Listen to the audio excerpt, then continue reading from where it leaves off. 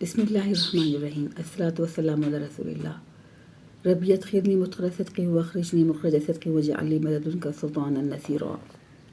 رب اشرح لی صدری ویسر لی امری واحلل عقدۃ من لسانی یفقہوا قولی واجعل لی وزیرا من اہلی۔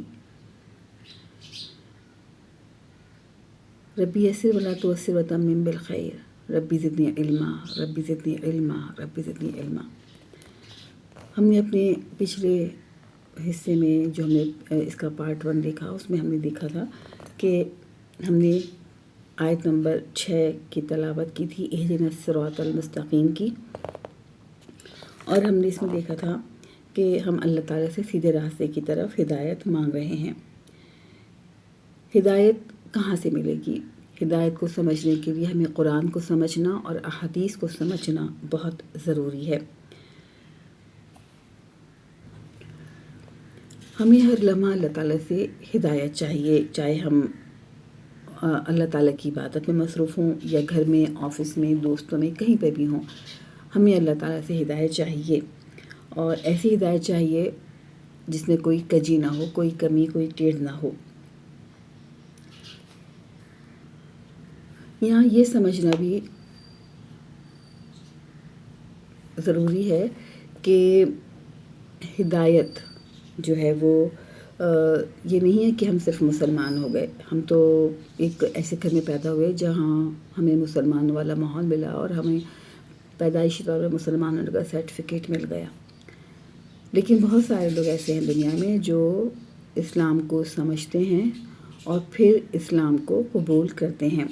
تو اس سے ہمیں پتہ چلتا ہے کہ مسلمان جو ہے وہ ہونا ہدایت یافتہ ہونا نہیں ہے کہ ہم مسلمان ہیں تو ہم ہدایت یافتہ ہیں، بلکہ مسلمان ہونا ہدایت کی طرف ہمارا پہلا قدم سمجھا جانا چاہیے کہ ہمارا پہلا قدم ہے۔ تو ہمیں قرآن اور حدیث کو سمجھنے کی کوشش کرنی چاہیے، اور اگر ہمیں قرآن ہی سمجھ میں نہیں آئے گا تو ہم ہدایت کیسے پائیں گے؟ ہمیں اس پر ضرور غور کرنا چاہیے، اور اب ہمیں عادت ڈالنی چاہیے کہ ہم ہر کام میں اللہ تعالیٰ سے ہدایت اور رہنمائی طلب کریں۔ اگلی آیت کی طرف ہم چلتے ہیں۔ صراط الذین انعمت علیہم۔ صراط، پہلے ہم نے پڑھا تھا الصراط، خاص راستہ، اب ہے صراط۔ اب یہ ہم نے پہلے پڑھا تھا اے ٹیپیکل لفظ ہے، اور کیونکہ اس پہ نہ تنوین ہے اور نہ اس پر الف لام ہے، یعنی یہ معرف باللام بھی نہیں ہے، اس پر منصوب، یعنی یہ منصوب ہے، یعنی اس پر نصب ہے، اور اس کے ساتھ آیا الذین، اور ہم پڑھ چکے ہیں کہ الذین اسم ہے اور اس میں موصولہ کہلاتا ہے۔ صراط اور الذین دونوں اسم ہیں، دونوں ساتھ ساتھ ہیں۔ پہلا اسم اے ٹیپیکل ہے، دوسرا اسم الذین اسم معرفہ ہے، یعنی کنی خاص لوگوں کی بات کر رہا ہے، تو اس طرح یہ جوڑی بن جائے گی مرکب اضافی کی، یعنی تعلق کی جوڑی، اس کو ہم کہیں گے مرکب اضافی۔ اور انعمتا یہ ایک فعل ہے، تو نے انعام کیا، نعمت کی، علیہم، علی حرف جر ہے، ہم ضمیر متصل جمع مذکر غائب کی ہے، اور چونکہ علی حرف جر ہے تو اس لیے ہم اس ہم کی ضمیر کو مجرور سمجھیں گے۔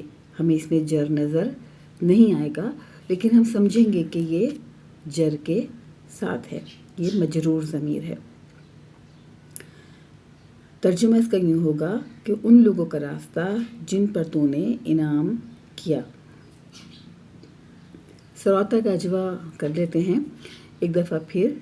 صراط اسم ہے، عدد میں ایک ہے، جنس میں مذکر ہے، وسعت میں اے ٹیپیکل ہے، اور اعراب اس کا نصب ہے۔ الذین کا اجوا کرتے ہیں تو الذین اسم موصولہ ہے، عدد میں جمع ہے، جنس میں مذکر ہے، اور جیسے کہ میں نے کہا کہ وسعت میں معرفہ ہے، اور اعراب اس کا بھی نصب ہی ہے، لیکن کہلائے گا یہ جر۔ کیونکہ اے ٹیپیکل کے بعد جب اسم آتا ہے تو وہ ہمیشہ مجرور ہی ہوتا ہے، تو یہاں پہ نصب ہے لیکن یہ اس کی چھپا ہوا اس کے اندر جر ہی ہے۔ تو امید ہے یہ بات آپ کو سمجھ میں آ گئی ہوگی کہ اے ٹیپیکل کے بعد جب بھی اسم آئے گا وہ مجرور ہوگا۔